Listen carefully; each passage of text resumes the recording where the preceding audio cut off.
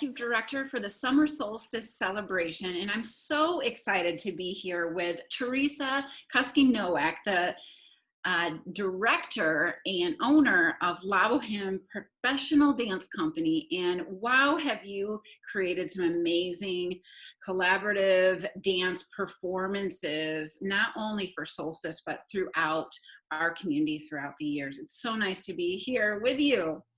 Thank you, thank you. I'm so excited to be here. Robin, you know I'm a great fan. I've loved you for years, especially since Open Streets. Oh yeah, love it right now. loving State Street and everything that's happening in such a downtime. We are all really pushing it up. We're all really trying. So I appreciate you very much, Robin. Oh, thank you. Right back at you, Teresa. Tell us a little bit about Boheme Dance Company, what all you do and how you work with your dancers and how many years you've been involved with Summer Solstice. So it's a fun story. About 6 years. I think this would be our 6th or 7th Solstice. And I mean, I was a professional ballet dancer. So I have all this training and experience and putting on events and shows, and got married and had babies, which is an amazing experience. I'm the mother of 6, including a special needs child. So I'm a very, very busy person. But some people asked me if I would put on something for Solstice. A lot of the people that were used to do it every year were not doing it. I don't know why. And I went, sure. How hard can that be? And actually it wasn't that hard. I encourage people to do it. Everyone in the Solstice yard was more than happy to help us. We had a little float and we learned so much, the community. And I think I had maybe 15 dancers, and we did Lady Marmalade.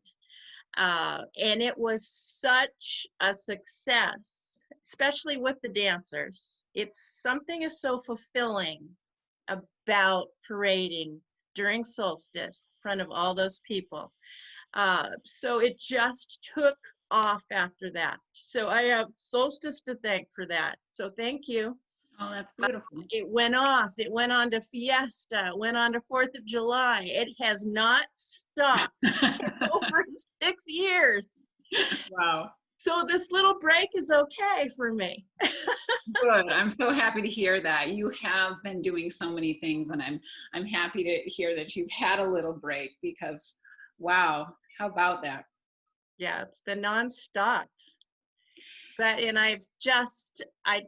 but I'm still trying to keep the dancers involved, and I know they're a little bit sad, and we did that really fun video for you all. Yeah, so that was fun to do that. Getting the different people going on stage, grab commentary, did a little lip syncing, and it was a different creative way of expressing ourselves in seclusion. So it was a good experience, and we hope to do one for Fiesta as well. So it was good. Oh, that's amazing. How much practice goes into creating your parade dance ensemble? I know that you put a lot into it, and just tell us a little bit about what that's like, not only working with your professional crew, but also kind of just what is all involved. I actually, after we've finished a Solstice, my brain is already clicking forward to what am I doing next year.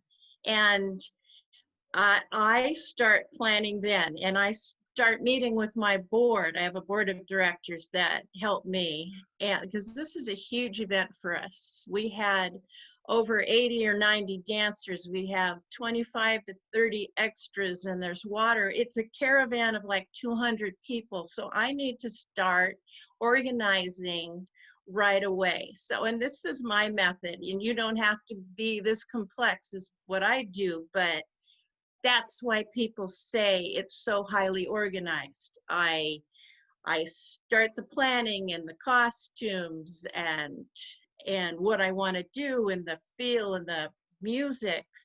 And then luckily it always relates to the theme of Solstice. But I also make it so it is conducive to the professional dancer, but I really love to get the non-dancer. I love to get someone who's never danced before and they've seen us in the parade and they go, oh, I just want to do that so bad. And that's who I want. And so for me, the actual parade is a wonderful day, but it's that journey of about 3 months we practice. Tuesday, Thursdays at night, Korea Rec Center. We have, we call them nooners. We have Wednesdays and Fridays in the park at noon. We have Saturday morning in the park, all optional practices. There's the mandatory too. And these, the relationships and the bonding of this process is such a blessing. The friendships that are made are for a lifetime. Doctors, lawyers, mommies, caregivers, secretary, it doesn't matter. It is like a chunk of the community.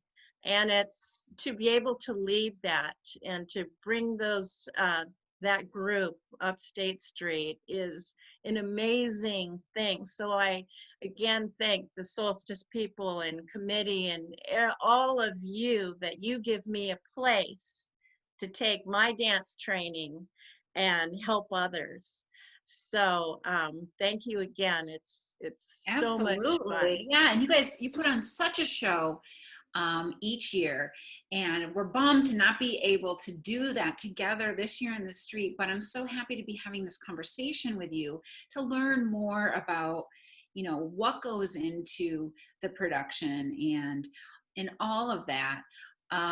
As we start to kind of wrap up, is there anything that you would like to share with maybe people who have not either participated in Solstice before or might be considering learning to dance, but and how can they reach out to get to know you and what you're up to outside of Solstice? I encourage anyone to try it. It's a great platform to try. I tell people you're born with the ability to dance. And I also tell people, well, I'm not a dancer, and I, you know, I have people with different disabilities, wheelchairs. I encourage everyone to participate in some way. I have children to elderly and everyone. And it's not just dancing. You can be involved in the float yard. You can help build floats. You can help design costumes.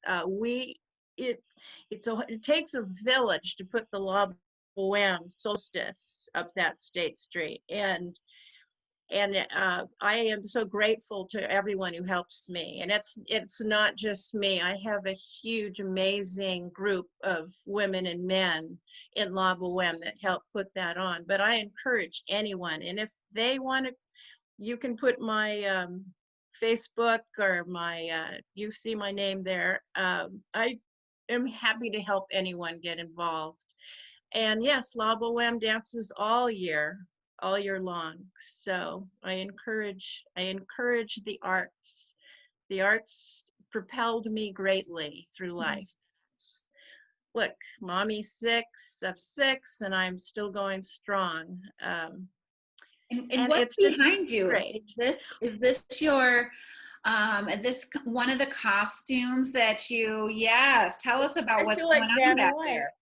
So, yes, I always wanted to do that. Last year, this is our feathers from last year. We were underwater sea creatures, and then these under here, we were Rise of the Phoenix, to be a hero, be your own hero. We had just had all the fires, and we were showing that you can go to dust, but you rise again.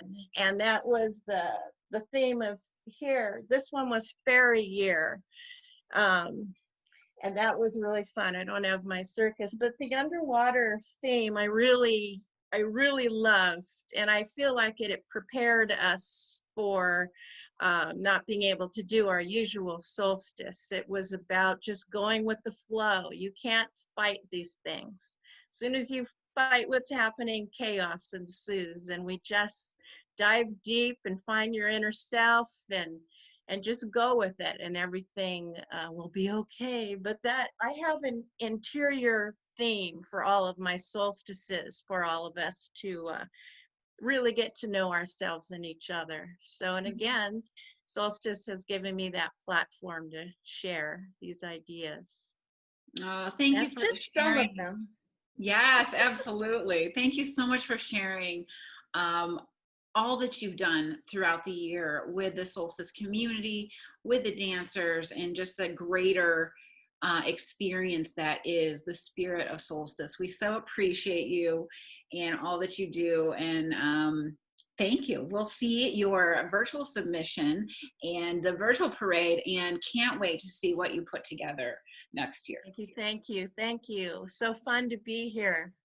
Thank you for inviting me. Of course. Thank you. See you soon. Bye.